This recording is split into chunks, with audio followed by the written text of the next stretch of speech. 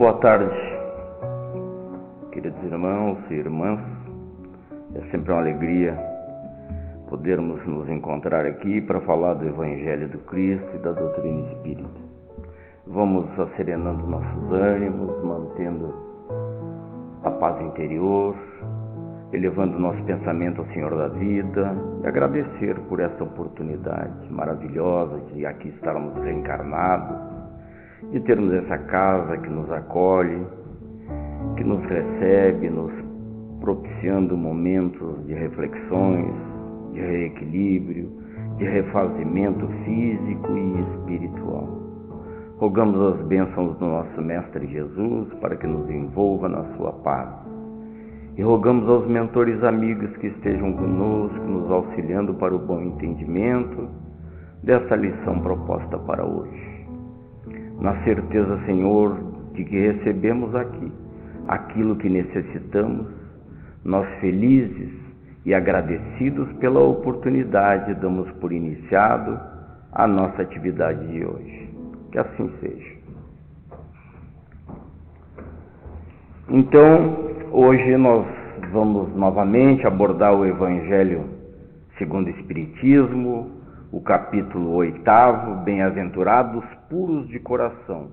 Já a Lisete e a Regina, em 2 semanas anteriores, nos falaram desse capítulo e ficou bem claro para nós, então, que a pureza de coração ela é inseparável da simplicidade, da humildade, e que também exclui totalmente o egoísmo e o orgulho, e da importância de nós cuidarmos com os nossos pensamentos, que são ferramentas que muitas vezes nós acabamos utilizando contra nós mesmos.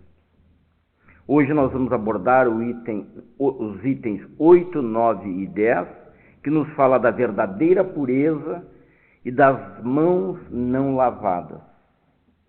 Nós começamos com uma passagem que o Jesus é abordado pelos escribas e fariseus, que se aproximaram dele e lhe disseram: por que seus discípulos violam a tradição dos antigos, pois não lavam as mãos quando tomam as refeições?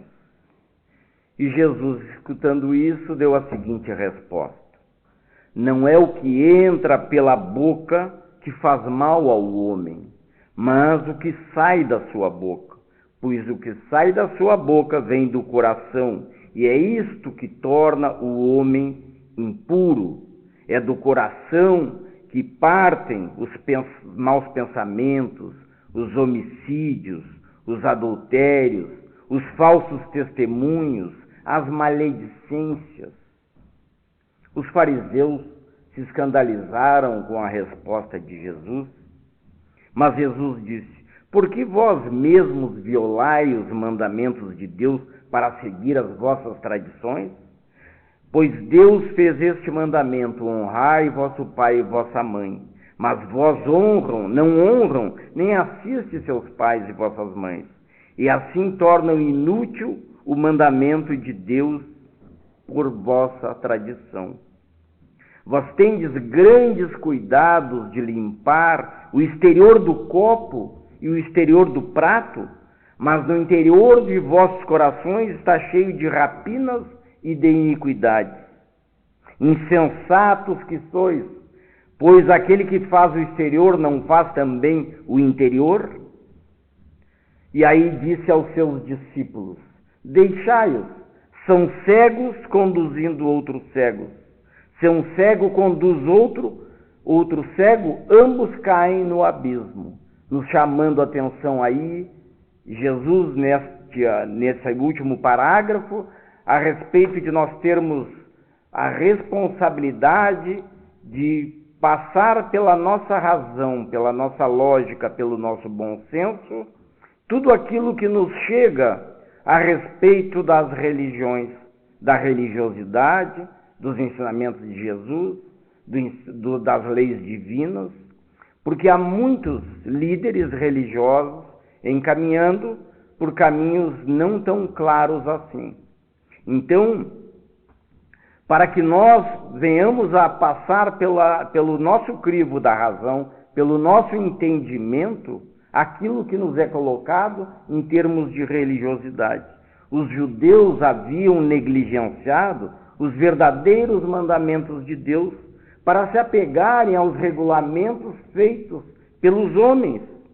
Então, ali naquele momento em que Jesus estava reencarnado, o fundo, a essência dos ensinamentos de Deus estavam sendo trocados, havia perdido para a forma, para as coisas exteriores, para as normas e rituais aos quais aqueles que comandavam as seitas religiosas na época de Jesus, e nós sabemos que os judeus ali eram divididos em diversas seitas, né? Sendo o farisaísmo uma das principais, mas que tinha muitos interesses materiais por trás, muitos interesses políticos também, e que então adequava as leis de acordo com os seus interesses. E Jesus, sabendo isso, falou a esse respeito. Era muito mais fácil aos judeus naquela época observar os atos exteriores do que se reformar moralmente. Era muito mais fácil lavar as mãos antes das refeições do que limpar o seu coração. Os homens se iludiam e achavam-se quites com a lei de Deus. Vocês não acham que há uma coincidência com a nossa época de hoje?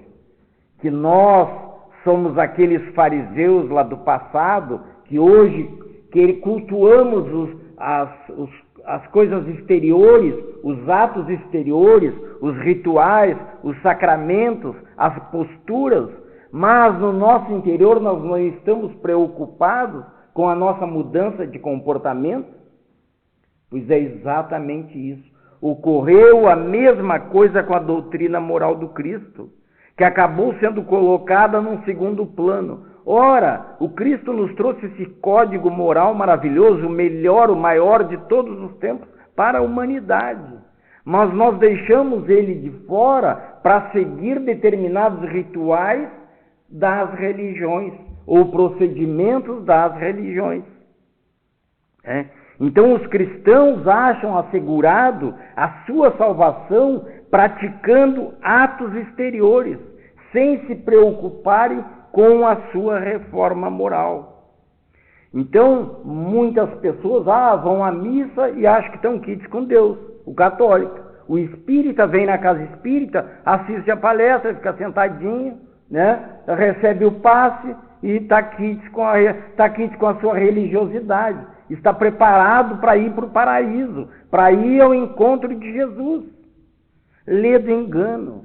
Pois são essas práticas religiosas, de prática exterior, que Jesus se referia quando ele disse: toda a planta que meu Pai Celestial não plantou será arrancada. É justamente porque quando nós passarmos para a espiritualidade, não adianta a gente ser... Eu hoje venho aqui, me sento ali na cadeirinha, faço uma carinha de amorzinho, de estar prestando atenção, de recolhimento, na hora de receber o passe ou na hora da prece, mas talvez a minha mente está bem longe. Ninguém sabe, acha que como o Érico ele está reflexivo, olhando para dentro de si, acompanhando a prece, como ele é. Mas quando nós passarmos para o outro lado, lá nós vamos irradiar quem realmente nós somos. Nós vamos mostrar através da nossa aura, das energias que emanamos, do nosso magnetismo, que nós vamos irradiar quem nós somos. Nós temos um grupo de estudos dos livros de André Luiz, e nós estamos lendo E a Vida Continua, e justamente nós estamos numa fase em que, num momento lá do livro, em que os espíritos têm medo de ficarem ali naquela região, para serem atendidos, porque eles demonstram quem eles são, e eles têm vergonha do que pensam, de como é que agiram aqui, quais as vontades que eles têm. Então eles são atraídos a outros que têm os mesmos pensamentos numa região de Furnas, tenebrosa, num bairro lá, numa vila, onde só estão aqueles que estão atraídos pelas coisas materiais. Eles têm vergonha de ficar junto com aqueles que querem lhes dar o socorro. Então, quando são retirados de lá, que se arrependem, pedem uma nova encarnação, são retirados e têm que reencarnar logo, porque eles têm vergonha de ficar lá. Senão eles são atraídos de novo lá para aquele local onde estão todos. Então, eles têm vergonha daquilo ali. Então, assim somos nós. Nós aparentamos uma coisa muitas vezes, mas o fundo é totalmente diferente da forma. O objetivo da religião é conduzir o homem a Deus. O nome está dizendo religião, vem do latim religare, né? Então, religar o homem a Deus. Ora, o homem só chega a Deus quando ele está puro, quando ele está perfeito. Então, toda aquela religião que não torna o homem melhor, ela não atinge o seu objetivo. A religião deve nos tornar melhores, deve nos chamar a atenção para as coisas espirituais, não para as coisas materiais. Toda crença que não leva o homem a evitar de fazer o mal, ou ela é falsa ou está falseada nos seus princípios. Ela faz supersticiosos, hipócritas, fanáticos religiosos, mas não faz homens de bem. Então não basta ter a aparência da pureza, mas é preciso nós termos a pureza no coração. Nós sermos autênticos no seguir ao Cristo, né?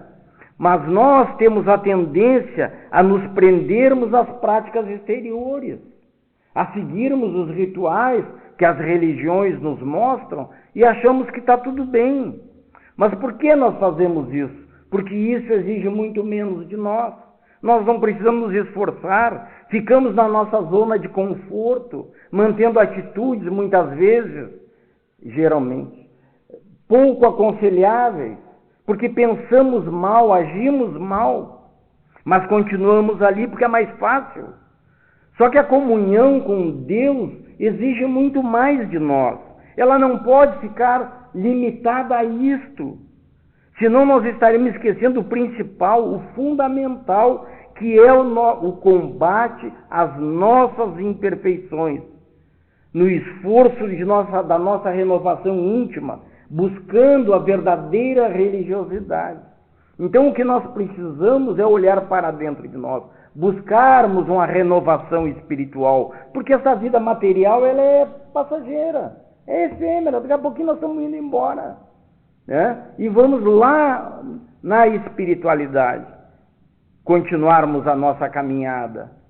Estamos aqui para evoluirmos, para crescermos, para nos desenvolvermos, mas a grande maioria dos que vêm para cá passa assim com um passinho de lesma, né? Caminhando sem ter a grande preocupação que deveria ser o espírito. Deveria ser, não que é, a preocupação é o espírito e não o corpo carnal, não essa vida material. Então o que nós precisamos fazer para buscar atender isto que é a nossa evolução? É nós buscarmos Deus em espírito e verdade. Mas como assim, Érico, buscar Deus em espírito e verdade? Buscar Deus em espírito trata-se de uma busca interior, de buscar Deus dentro de nós, nada exterior, nada de prática exterior, mas Deus está dentro de nós. Então olharmos para dentro, precisamos ouvi-lo na intimidade da nossa consciência. E para isso é necessário que nós façamos um silêncio interior. Então, por alguns momentos, todos os dias, ou a hora de levantar, ou a hora de deitar, ou quando tivermos uma folga durante o dia, acalmar esse burburinho da nossa correria do dia a dia, na busca de atender às necessidades familiares, de financeiras, os prazeres de divertimento, seja lá, um momento diário de olhar para dentro de nós, sabe, meditar qual o objetivo da nossa existência, da nossa vida, quem nós somos, o que estamos fazendo aqui, o que Deus espera de nós. Todo dia fazer essa pausa e refletir a respeito disso. E isso é procurar Deus em espírito e procurar Deus em verdade. Em verdade é nós adorarmos a Deus não nos rituais externos, não nas atitudes externas, não na palavra somente, mas nas atitudes. Nós sermos fiéis ao Evangelho do Cristo, fiéis às leis divinas, na prática, em todos os momentos, não somente quando for um momento propício, quando a gente está em contato com uma pessoa que a gente ama. Ah, mas ele é tão bonzinho, então vou perdoar ele, é meu amigo do peito. Ah, o fulano é meu familiar, né? Então eu vou lhe relevar, vou tratar com amor, com carinho, com paciência, com tolerância. Não! Essa busca de Deus em verdade tem que ser todos os dias, todas as horas e com todo mundo. Eu tenho que tentar ser bom, eu tenho que tentar ser paciencioso, tolerante, bondoso, benevolente, com todos, em todos os momentos. Essa é a busca de Deus. Eu tenho que dar o testemunho da minha autenticidade, da minha fé. Senão, quem é que nós estamos enganando? A nós mesmos. Uma aparência que nós não somos, atitudes exteriores que na verdade não são as mesmas quando nós estamos na intimidade. Vai lá em casa e pergunta para minha mulher, para minhas filhas, se eu sou o mesmo simpático, agradável, tolerante que eu sou aqui. Nem tanto, mas às vezes um pouco eu sou, né? Mas vai lá na intimidade saber, vai lá perguntar para a dona Nalu lá se eu sou, né? Então estamos enganando a nós mesmos. Todos nós em um determinado momento vamos ter um encontro com Jesus.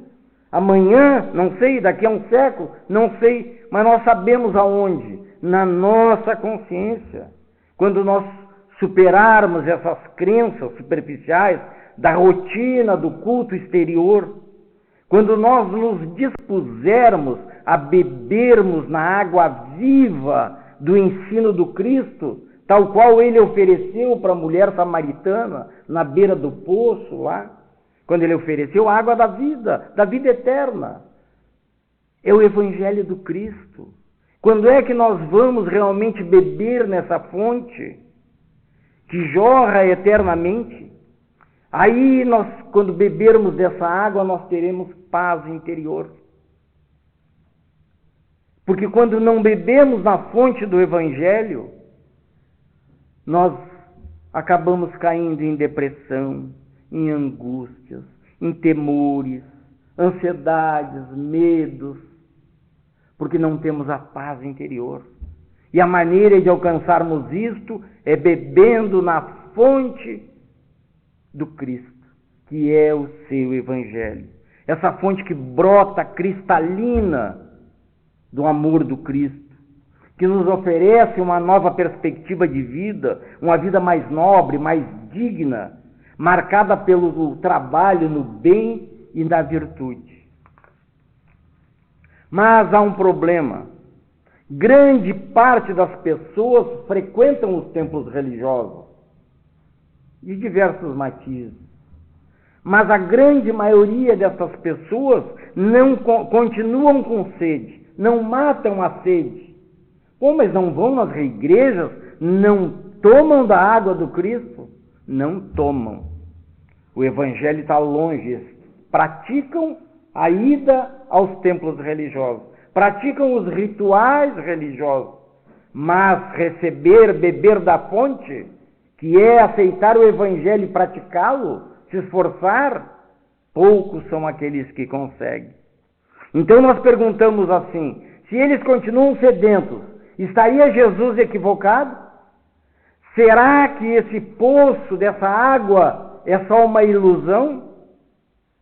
Obviamente que não, né, meus irmãos? Obviamente que não. É apenas um manancial de vida desperdiçado, negligenciado. É a mesma coisa que nós termos uma despensa cheia de alimentos e a porta está com cadeado. É a mesma coisa que ela tivesse vazia. Não conseguimos alcançar. A água na caixa d'água, se nós não tivermos um cano trazendo ela até a torneira para nós tomarmos, de nada adianta a caixa d'água lá, ou nós temos que ir lá na caixa d'água. Então nós temos que ir ao Evangelho do Cristo. Nós temos que ir lá beber a água do Cristo, para que a gente consiga ter a paz. Então, para se matar a sede nessa água bendita que é o Evangelho do Cristo, é preciso que nós venhamos a cumprir os princípios cristãos, porque senão nós permaneceremos sempre sedentos, mesmo diante do abençoado poço que Jesus nos oferece. E o que nos leva a frequentar os templos religiosos? Eu pergunto. O que nos leva a vir na casa espírita ou ir em qualquer outra religião, em qualquer outro templo? Será que nós viemos na busca de uma vida mais equilibrada? Será que nós viemos refletir a respeito das nossas responsabilidades como espíritos encarnados? Será que nós viemos aqui pedir um auxílio, buscar o auxílio para vencer os nossos vícios e as nossas mazelas? Será que nós viemos aqui para participar do serviço do bem? Ou apenas nós desejamos que Deus remova as nossas dificuldades e por isso viemos aqui? Que Deus solucione os nossos problemas e por isso viemos aqui? Que Deus restaure a nossa saúde e por isso viemos aqui? Que Deus nos conceda a felicidade e por isso viemos aqui? Será que é assim? Tão fácil? Não é, minha gente. Se nós não fizermos a nossa parte, estudarmos o Evangelho, aprendermos e praticarmos, nada vai mudar. Nós vamos continuar com as mesmas dores, os mesmos sofrimentos, as mesmas dificuldades, as mesmas incompreensões, porque nós não fizemos a nossa parte. Deus nos mandou o Cristo, nos trouxe o Evangelho, a água fecunda, a água da vida, conforme Ele ofereceu para a mulher lá, samaritana. Mas a doutrina espírita nos ensina, nos mostra que o único caminho para a felicidade é o combate sistemático às nossas tendências inferiores. E nesse particular, há algumas perguntas que nós poderíamos nos fazer intimamente. Eu vou na casa espírita, eu estudo o Evangelho, eu frequento um grupo de estudo, eu faço Evangelho no lar, mas eu ponho em prática tudo aquilo que eu escutei, que eu aprendi.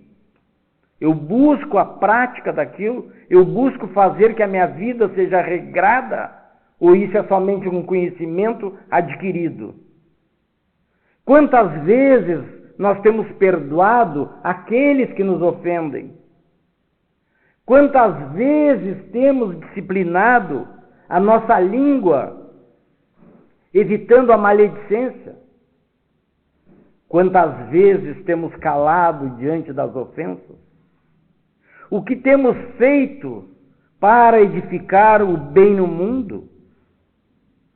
Qual o nosso empenho em eliminarmos o mal em nós?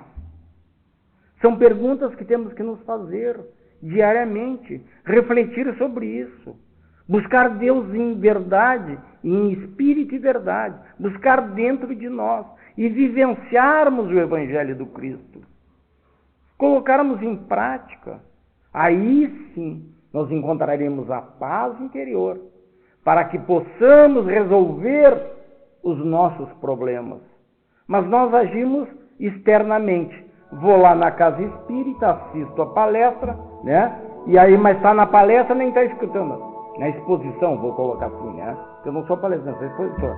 Então, eu venho assistir a exposição e aí não está pensando na exposição, só está pensando, mas esse baixinho fala, né?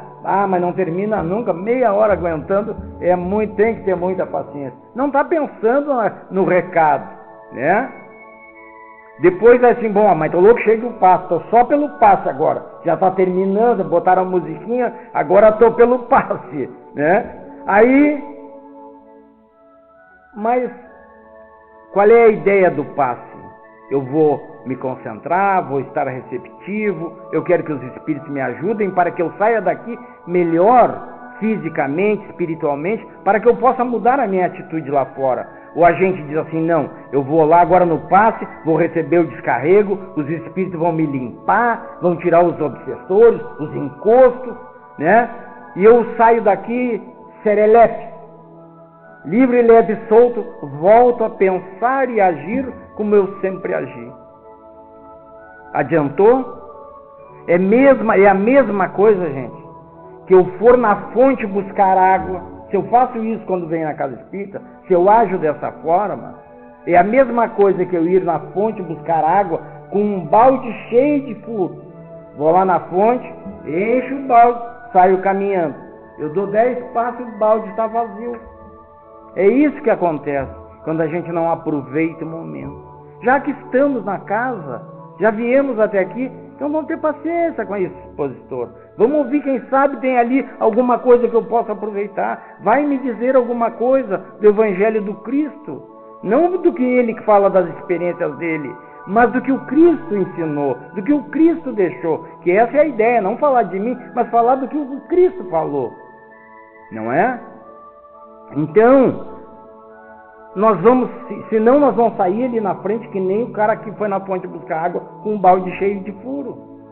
10 passos e o balde está vazio. Nós também viemos aqui, escutamos a palestra, recebemos o passe, saímos leve. Eu saio da casa levinho, levinho. Mas está ali na esquina os maus pensamentos, as más atitudes, já sai xingando o cara no trânsito, e não sei o que, o cara que trancou o carro dele, que botou atrás do carro dele, não sei o que lá. E a gente perde tudo que recebeu. Então pensemos nisso.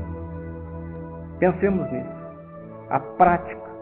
Procurar Deus em espírito e verdade. Muito obrigado pela atenção. Uma boa tarde a todos. Que Jesus nos abençoe hoje e sempre. Que assim seja.